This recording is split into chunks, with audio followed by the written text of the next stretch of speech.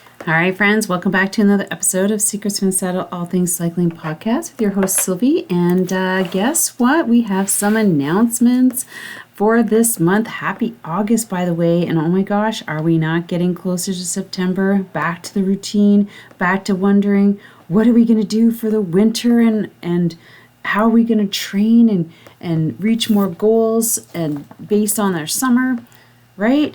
Anyways, but that will be the next couple episodes. We'll be talking about those. But right now, there's going to be some changes on the podcast and I want you to know about. So we've started a dedicated YouTube channel for the podcast. No, not everything is uploaded. Like we have 260 episodes. That's going to take a while. But from now on, all the episodes are going to be ending up on that new YouTube channel for Secrets from the Saddle. And things will slowly migrate over there. So just be wary for that. If you are one of those people who loves and has been catching the episodes on YouTube, that make sure that you go to the link in the bio to go to the new location. And next one is a little bit of a change. I know you've been enjoying all the 3 episodes. However, I have been always working from home on my own business and things are kind of shifting. I got a job that I'm going to have to leave the house for, which I'm really kind of excited about. So in order to keep up the quality of the episodes, I'm going to be dropping down to 2 episodes a week. So it'll be Monday and Friday. So one will be interview and one will be my coaching segment. And it's just until I get balance and schedule and a routine in with the new job that maybe the 3rd episode will come back. But we're not sure just yet because I haven't started. So I want to drop it down so I'm not overwhelming myself, as you can imagine. And I hopefully appreciate. But I'd love to know your feedback.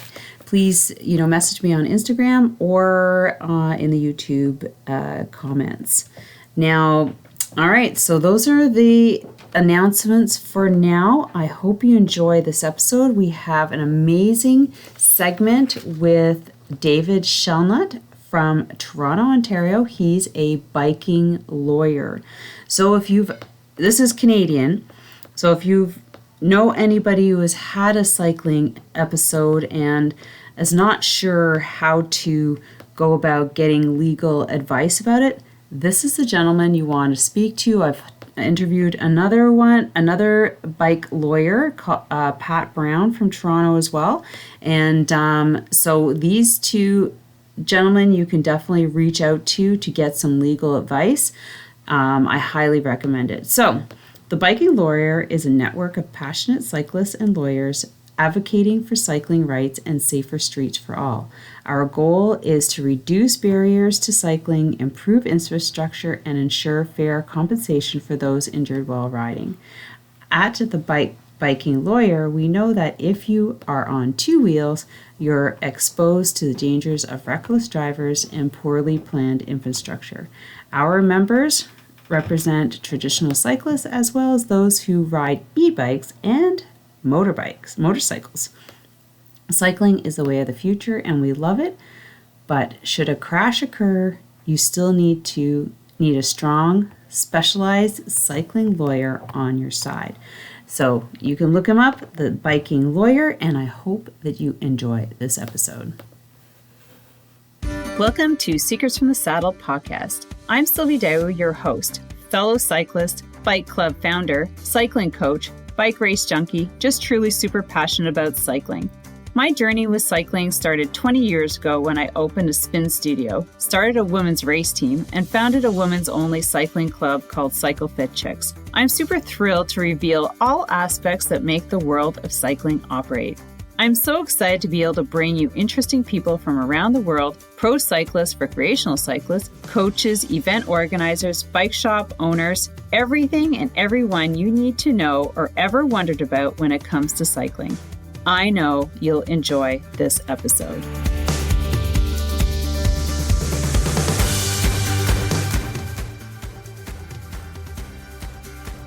episode of Secrets from the Saddle, All Things Cycling podcast with your host, Sylvie Deus, and here in Chelsea, Quebec, Canada. And we have David Shellnutt, who is in Toronto. And the amazing thing about David is that he's a biking lawyer, so a bicycle lawyer. He's the second lawyer that I've interviewed. Pat Brown was the first one, and he's from Toronto, so I understand that they know each other. But I really am bringing Dave in here because he's a huge advocate for cycling safety, and obviously as being the cycling lawyer. And that's why we're going to get into some of those things as we get into the podcast. So welcome, Dave, for being on with us. Thanks, Sylvie. Really a pleasure to be here, and to follow Pat, who's a friend and mentor, means a lot to me in this community. Is a real honor.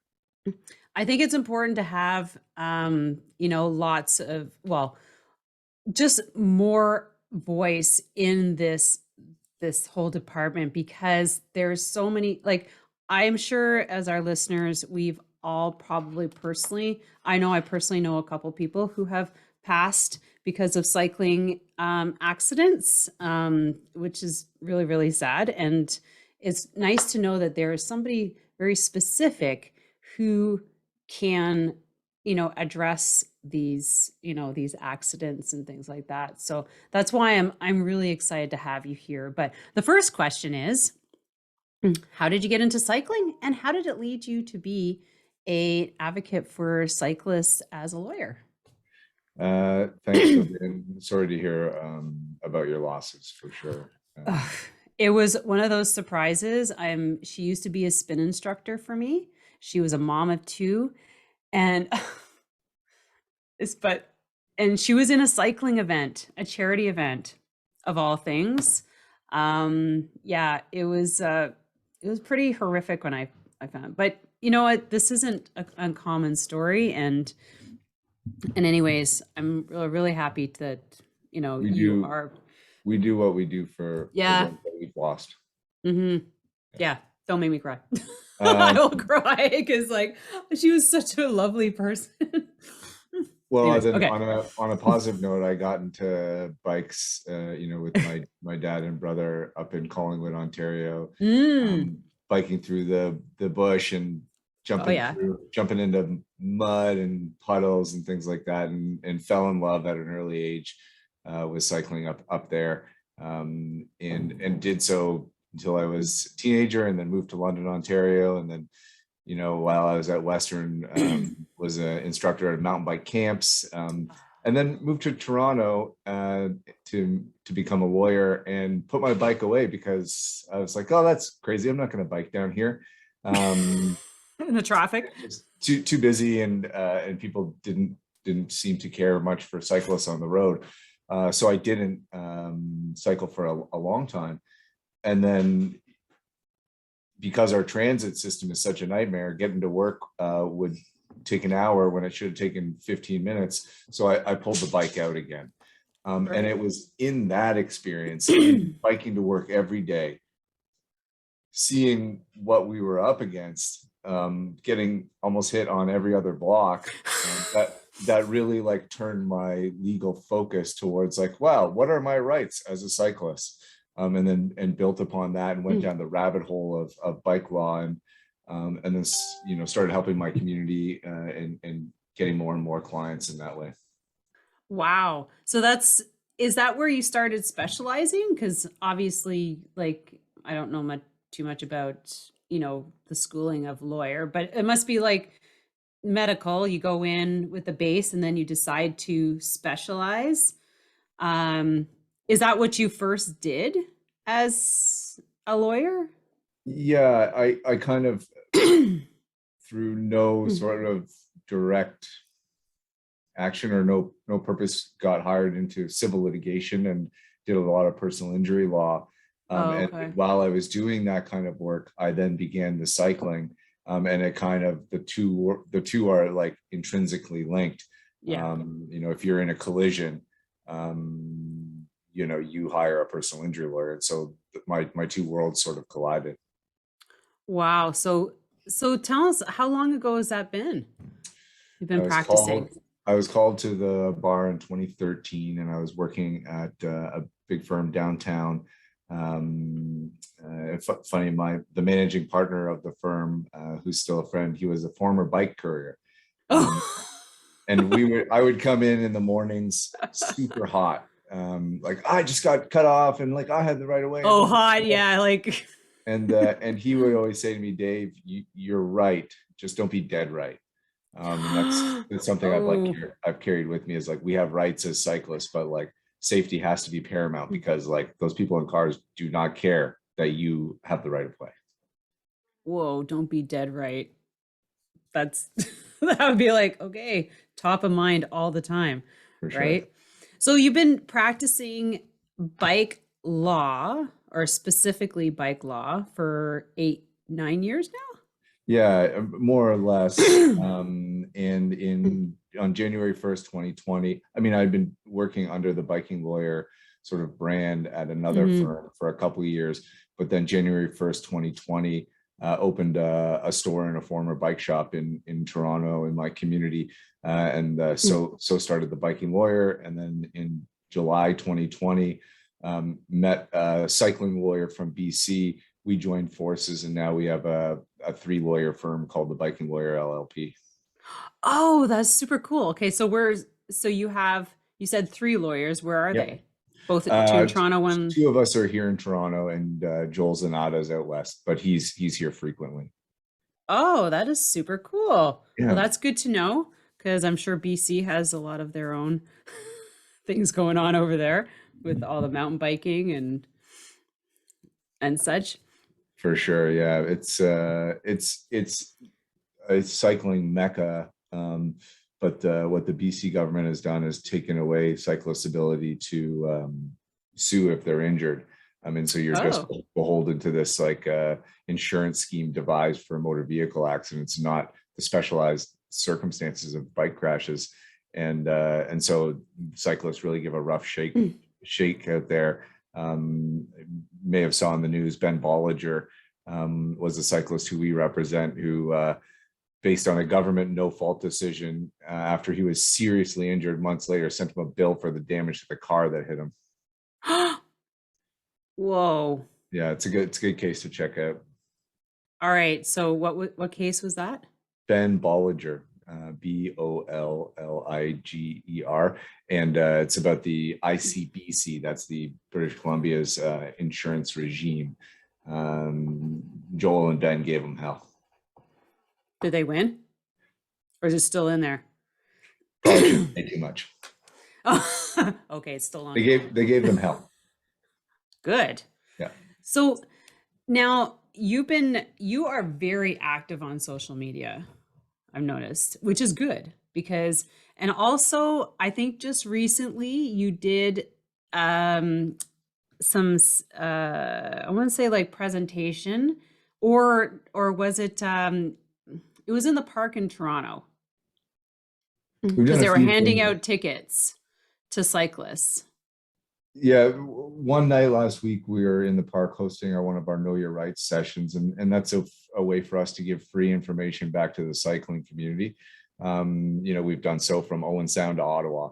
We've done Wow. these free programs, but that was Thursday, and then on Sunday we organized with road cyclists and other safety advocates and collaborated on a High Park takeover to demonstrate that for a That's right, couple High hours Park. Yeah. for a couple hours a day, there can be a safe cycling loop in the park, just like Central Park in New York, just like the F1 track in Mm. Montreal. And that was in response, in part, to Toronto police going and ticketing cyclists for speeding and not stopping at stop signs in a park. Right. So there is a designated loop in there? We Like, created we created one. is it paved? Yep. There's car traffic through the park. There's a road and parking Oh, lots. just like Central Park. Yeah, but no cars are allowed in Central Park. They are allowed Right. in High Park, except for on weekends. And so we took it over and made it just for bikes. Nice. You know, the Gatineau Park's done that. Yeah, I've They, heard. yeah, so it's actually probably 80% closed to motorized vehicles because they had a lot of people up there racing their cars and Terrible. yeah, and wrapping themselves around trees because it's so thin. And so I think like through COVID, because everything was closed, everybody migrated there, and then surveys went out, and now it's predominantly closed except a couple times during week, and they started shuttle services through there Perfect. to Perfect. get people, to certain spots and then move them along. And apparently that has been very successful. Now there's toilets up there, which is really nice because of the tourists. And it's a super safe, well, I want to say it's super safe. Now you've got massive groups of cyclists riding together, and you know what they're like. Less Nobody's dangerous than cars. Oh, it's more dangerous than cars because you get like No, three it's less. abreast, four abreast, like nobody knows how to group ride. And I'm It's like, less oh my dangerous than God. cars, Sylvie. It's definitely less dangerous than cars. The physics behind a 2-ton automobile hitting somebody than a cyclist Yeah. just isn't It's less comparable. dangerous, but it's when you have a lot of people in there that are inexperienced, you could take a lot of people down at one point. Like, Sure. downhills, crossing lines, like, nobody indicates that they're passing. I hate it. That's why before we did our takeover, produced a code of conduct, and asked everybody that was going to ride to read the code of conduct, and perhaps that's something that the Gatineau Park should think about too. Was that City of Toronto to put that forward, or a advocacy group? No, that was us. Huh? That was us advocates. Yeah. See, there's none of that around here. Everybody's their own cowboy kind of thing. Right. Well, we So, need community solutions to these kind of things. So people need to work together and engage their neighbors. We can do things safely. It's easy. I want to say that it would be nice that Ottawa Gatineau was like that, but it's not really. And I've been in this community in the cycling community for like 20 years. And it's always been very segregated. Like everybody wants to do their own thing. Nobody's really interested in collaborating. Somebody wants to be the leader. You know what I mean? Like, and as a woman, like being one of the only women who have a cycling club, even a race team at the time, like it was very discouraging.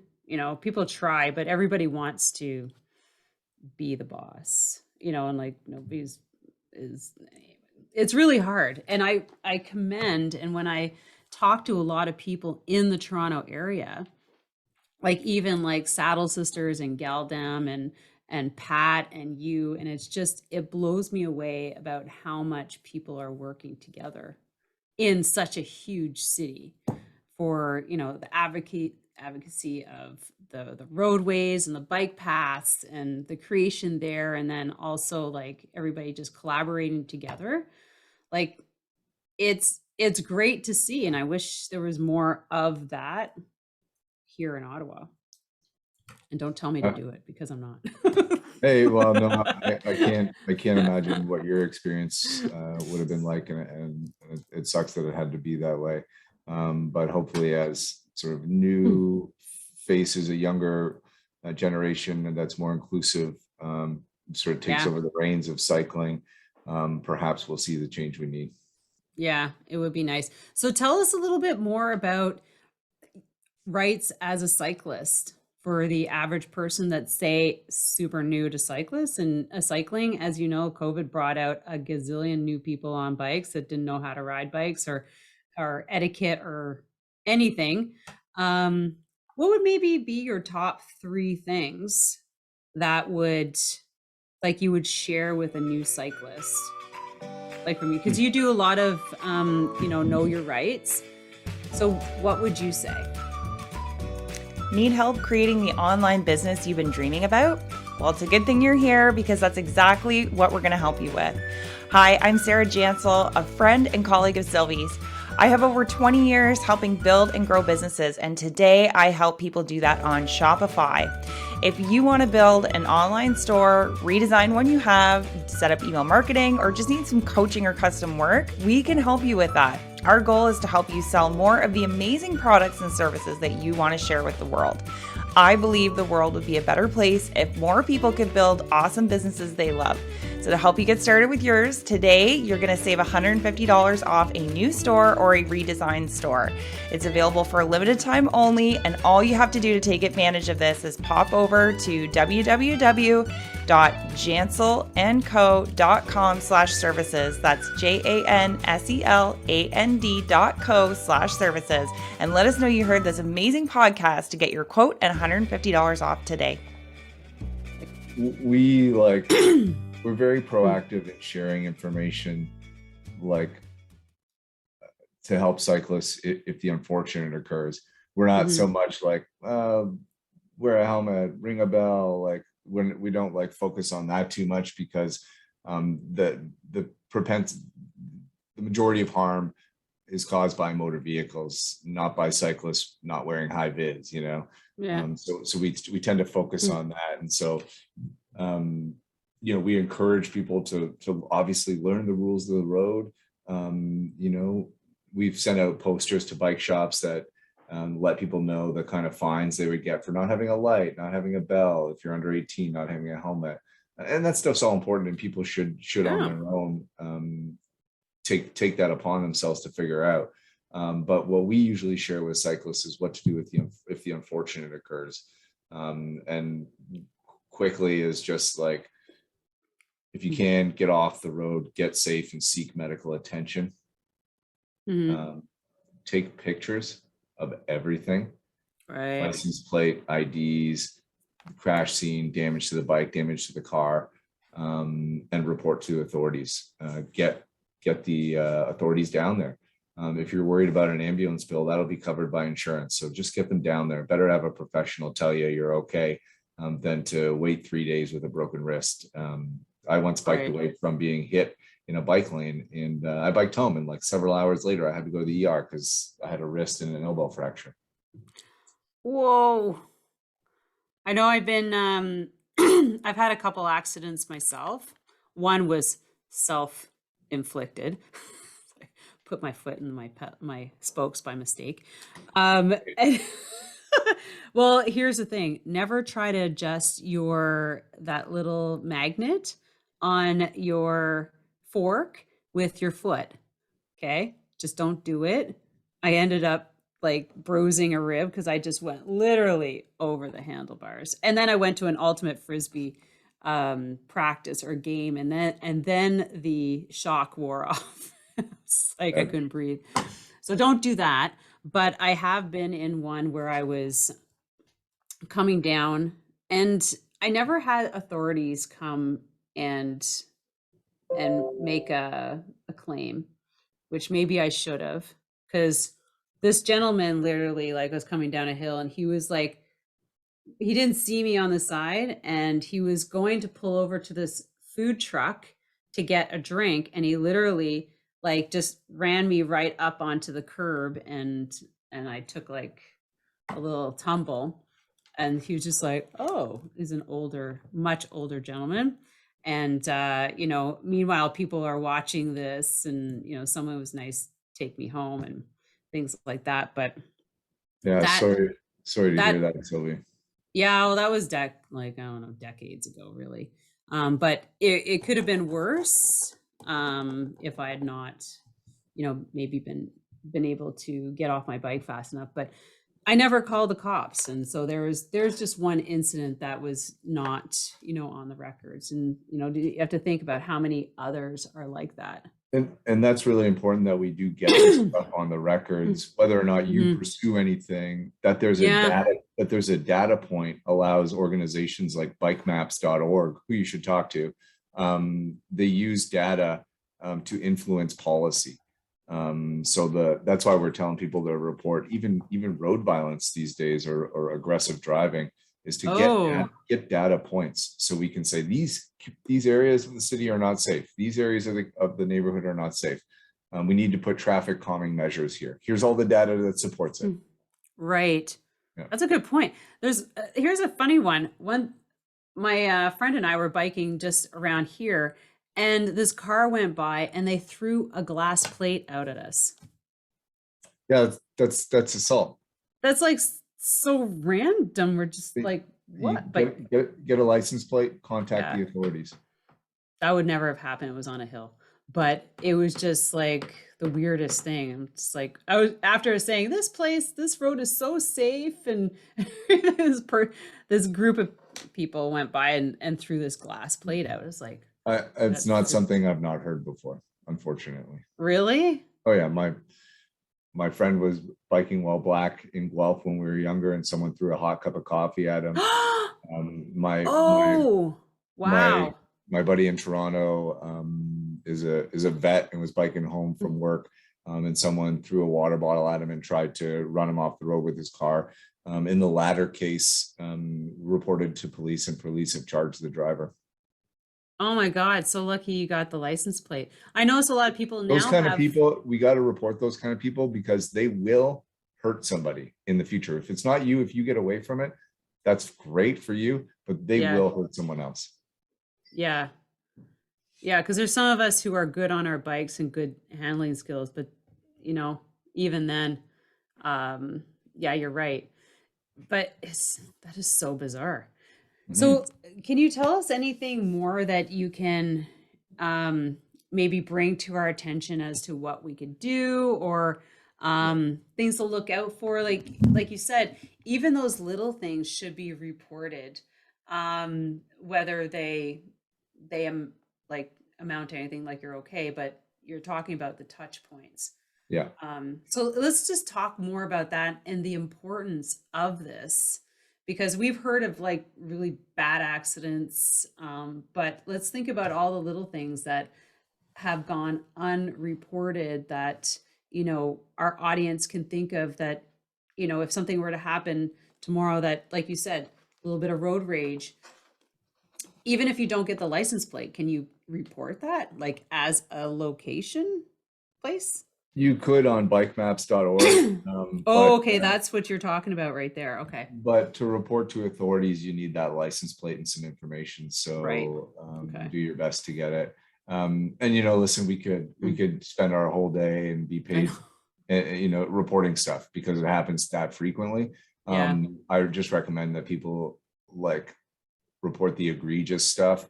I had a female rider message me yesterday, and someone screamed some misogynistic stuff at them out of their car. You report that stuff, because that's an extra special person that did that. So you want that to be tagged for sure. Huh. Um, I can think of a couple instances where I had some of that stuff. Maybe I Certainly, need to be quicker with my phone. A lot yeah. of, I mean, yeah. yeah, it's So, tough. It's not a perfect system. right. Because I notice more people are starting to kind of ride with cameras Yeah, as well. And there's more kind of tech equipment that are coming out that have it's the game cameras. changing. Yeah, like on the back of their helmets. I think I've seen some. Oh, Yeah, and there's also, I can't remember, you probably don't remember what it is, but it's that indicator that cars are coming up to you. What the is that? Garmin Varia has a radar, A radar. sonar, and camera, and it's a really good option for people that can afford it. It's very expensive, but whatever you can do, get a camera on your bike if you can, and make sure it picks up license plates because that's the most important thing. Oh, Um, is that a I, specific is that a tech piece of tech, or well, no, just like some cameras will not have that good of a lens to pick up right? Okay. a license plate, and so that's what you want to find out. Mm-hmm. Um, Your average GoPro is probably an option. Are you talking about better? I'm losing you a bit, Sylvie. Oh, sorry. I talking your average GoPro? Yeah, GoPro is fine, but the problem with those is their battery life isn't great. But I ride with a Right. GoPro in the winter, so that people can see it and don't act aggressively towards me. And I find people are just a bit more dangerous in the wintertime. Right. Yeah. Yeah, But because I mean video is emissions. critical. In our cases, we have a lot of hit and runs causing serious injury. And Hmm. for us to be able to advance a claim for injured people, sometimes video is the deal breaker. Yeah. Yeah. Yeah, I would, I'd like to find something that, I mean, I'm in the country, so I don't typically ride in the city too much Yeah. anymore since I moved out here. But I can, My you got like I, backcountry stuff I ride going with the on, I ride with the camera on the front in an urban setting because that's where the shenanigans happens. I right? bought my dad for Christmas a camera for his back saddle because in the countryside that's where the shenanigans happens. People blasting by at 120 clicks and close passing you, and Yeah. he's been run off the road before. So camera on the backside in a rural setting is where you want it. So can you share that camera that you're talking about? Yeah, it was a couple years before the Garmin Varia, but it's the Cyclix, Cyliq. Cyliq. Yeah, it's got a Lighten camera. It's still an expensive option, but if you have the means, then I strongly encourage it. Right, and I'm sure that there's more tech coming out these days Sure. that are reasonable for more people to afford them. Well, this is really cool. So we talked about having you come down to Ottawa to do a know your rights. Can you give us a little, like a couple things that you would be talking about? Absolutely. I would break down from personal and professional experience why those three things I told you at the scene to gather are Hmm. important. I've got a story about myself and pictures that's really interesting. You And want to how, share that here? sure we could, but I I can know save it. you're gonna have to come and see it because he said he's got pictures, but we could I can save it for you could share the story. the story at the thing. But basically, I took a picture of my handlebars like leaving a black mark down the side of the guy's car.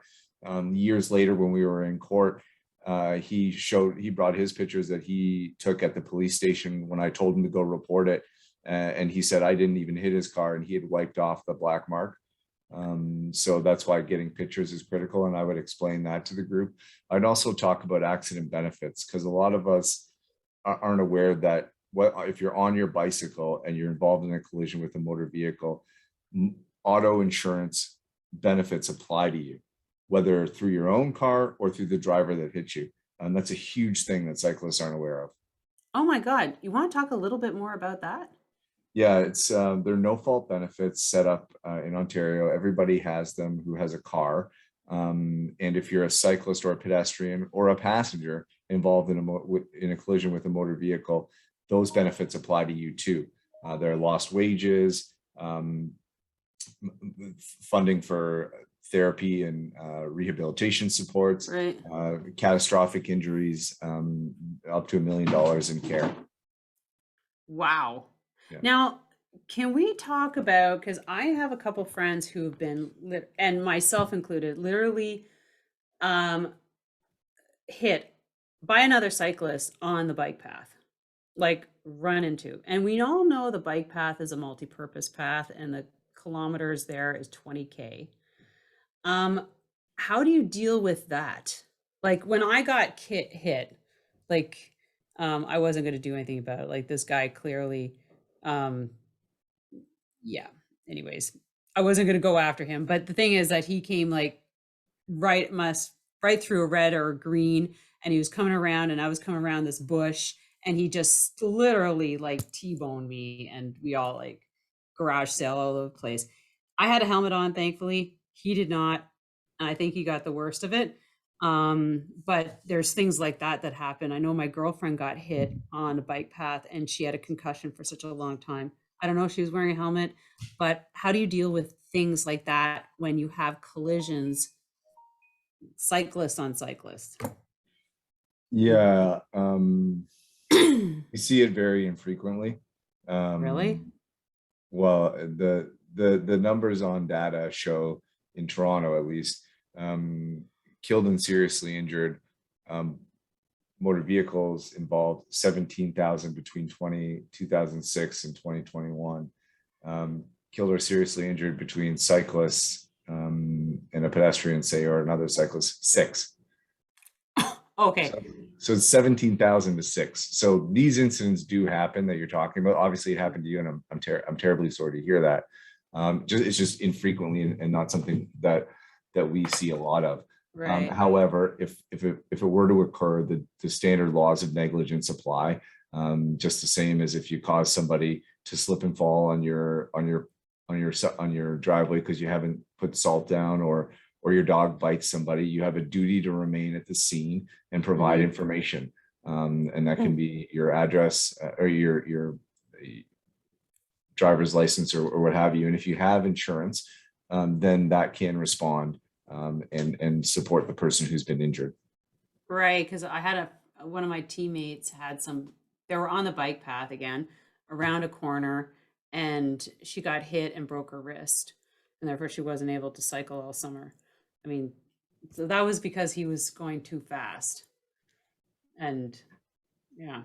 Yeah, in those scenarios, the person who hit you has a duty to make sure you're okay, or if you're not okay, to get authorities down there. And then the same thing would apply. You could, Right. if they had insurance, you could sue them. If they didn't, it's probably difficult to do. Right. Yeah. All right. Well, now before we go, if you have I'd love to, like, any stories you can share. Maybe things you're working on presently in the Toronto area, or something interesting you're working on for our Well, audience. there's a lot. Oh, look, we got a good one. We got a smile here. One Let's of hear the it. things that we're most proud of is March 16th, 2020, in the early dark days of the pandemic. Oh, yeah, I remember that day. We reached out to cyclists across Toronto, and said, if you're healthy and able, help us deliver food and supplies for community organizations. And we formed the Volunteer Toronto Bike Brigade. Oh, you're part of that too? I'm a founder. What? Because I just interviewed somebody not too long ago. About the Bike Brigade. She was a Who's that? volunteer. Oh geez. Liz. Ilza. Ilsa. Yeah. Ilsa. Yeah. Yeah. You're the founder? I am. Yeah. Oh my God. Okay, well, let's talk about that then. And so we did it then, and then it quickly morphed into like a volunteer run organization, and we're active every day of the week to this day, fighting food insecurity and systemic injustice. Yeah. I am just a volunteer cyclist now. The organization is run by incredibly giving and logistically superb organizers, as well as a tech team who's developed a whole app that just makes everything run. I've seen that. That's pretty impressive. Yeah. That, because I reached out to them, and I was like, wow, I think I saw you on Twitter, because you're on Twitter a ton. And just everything you're doing, and that was pretty impressive. And wow, great on you for like, I don't think they brought your name up.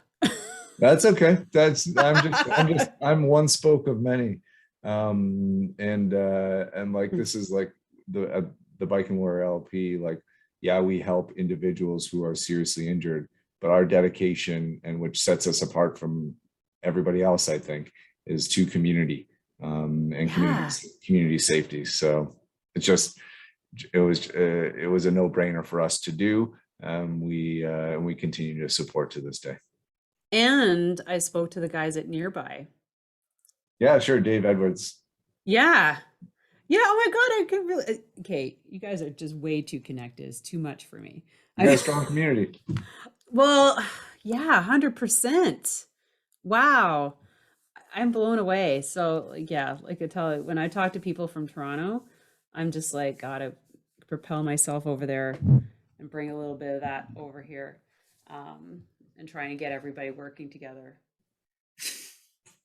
I hate to roll my eyeballs. I've chatted with the people at Bike Ottawa a bunch of times. I really like what they're doing. Yeah, what Bike Club? No, yeah, I mean, I've worked with Ottawa Bike Club, but Bike Ottawa, the advocacy organization. Oh, maybe I should reach out to them. Yeah, they're fantastic. Maybe you need to, maybe I'll reach out to them. Well, I'll reach out to them and see what they're doing, and see if maybe I can be of some assistance with my club. Sure. That'd be kind of cool. Yeah. I'm always looking to see how we could serve our community more, whether it's be with a charity or providing, doing stuff like you guys. Yeah. I mean, I think Bike Ottawa does a ton of advocacy with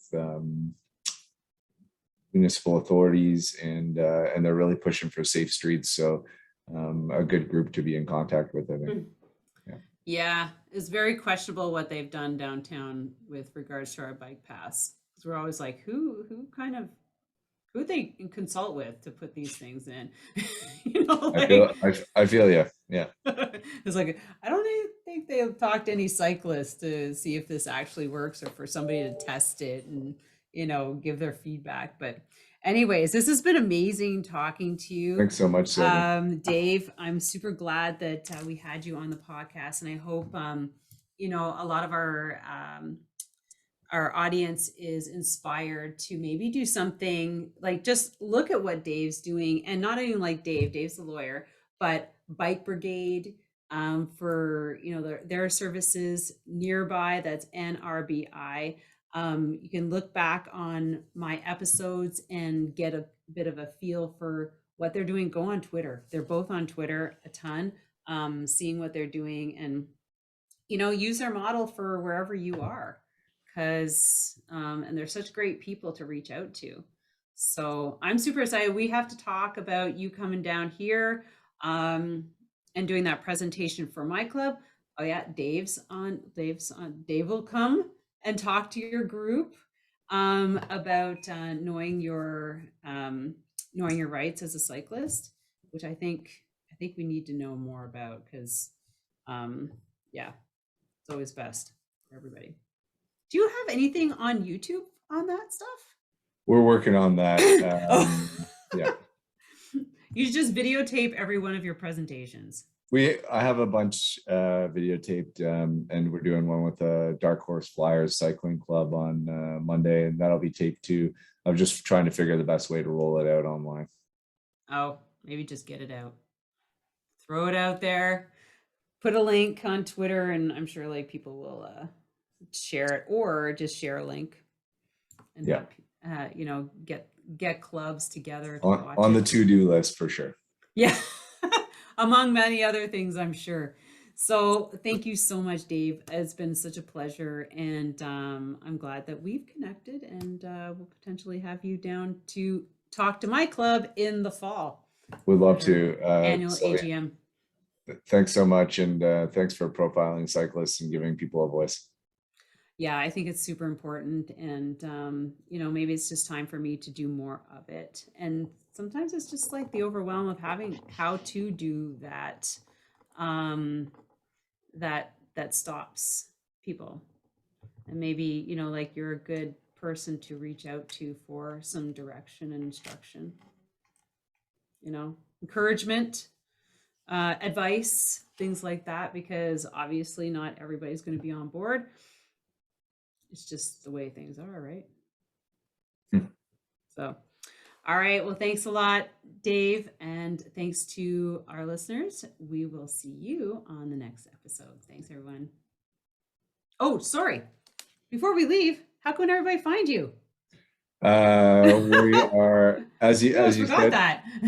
As you said, we are on all the socials at The Biking Lawyer. But if you need our services, go to our website, thebikinglawyer.ca, and we provide cycling specialized legal services. Perfect. And don't forget to follow the podcast on Instagram at Secrets from Saddle Podcast, as well as the YouTube channel where you can see this live. And that is, I think you're just going to have to Google Secrets from Saddle Podcast. I don't think my YouTube channel, but it's there and it'll pop up. So thanks a lot, everybody. Have an amazing day.